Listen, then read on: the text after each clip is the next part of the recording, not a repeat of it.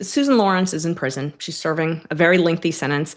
And now the family of the lady that she killed a mother who had some kids, and that lady's mother actually sued her while she's in jail. And she's responded in a handwritten response. She was sued by Miss Owen's family. And in the response, she's countersuing for slander, defamation, and libel.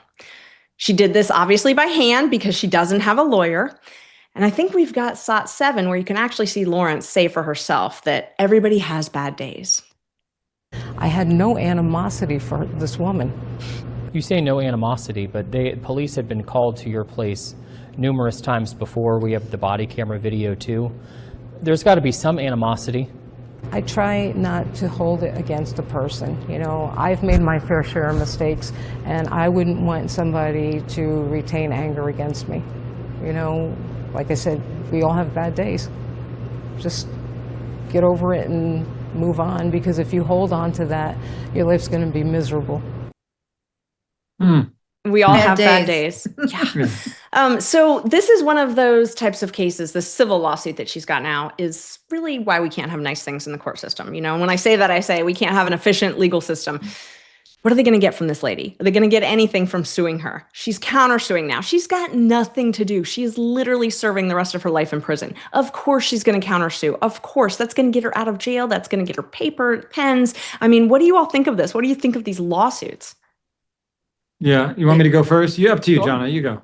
I mean, so they happen for exactly the reason you just said, Ashley. Sometimes when people are facing the rest of their lives in an 8x10 cement cell, they got nothing but time. So you give them an opportunity to do this, to file motions on toilet paper and to complain about anything, to file they're going to do it. I feel even more sad now for the victims because they're really just pushing a rope uphill, so to speak, right? They're not going to get anything. They're not even going to get vindication from all this. And to interview this woman in jail and have her sit there like an idiot and say, we all have bad days. Well, when I have a bad day, maybe it's because my tire went flat. I didn't off somebody. So, you know, don't talk to me about bad days and act like it was just another Tuesday when I killed your mother.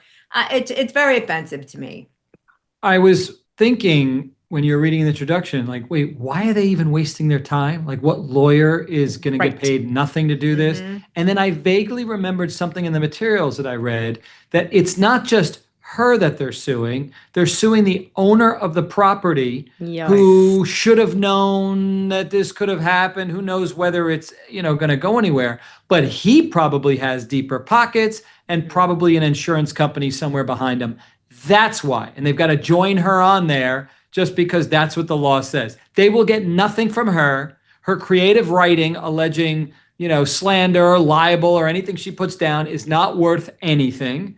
And this is a big nothing burger. Yeah. I mean, and those types of lawsuits, we have them all the time. Premises liability. Like, do you maintain an apartment that's dangerous? Do you, we have some cases like that where we've sued nightclubs or apartment complexes or hotels where they know that they're running a drug den, or they know that they've got crazy, violent people, who are shooting mothers in their apartment. But, was it foreseeable? Did they really have knowledge of this? So I agree with you. I can make the argument. I mean, it's worth to make the argument.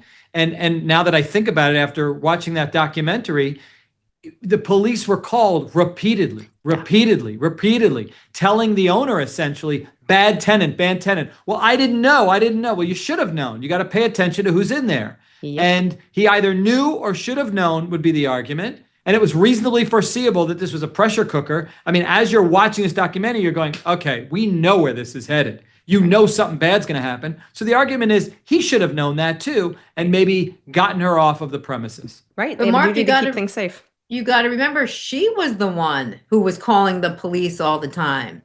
She wasn't having the police called on her so much as she was doing the calling. Could the landlord know that she was a nut job, which she was just by that? And look, I don't think the insurance company for the premises is going to pay a dime because it's not the type of case that this was foreseeable. I don't think. If she were, Annie, get your gun, and she was shooting out her windows all the time, different story. Or she had a criminal background or something, and maybe they hadn't run a background check, something like that. Yeah. Those would be the factors I'd care about.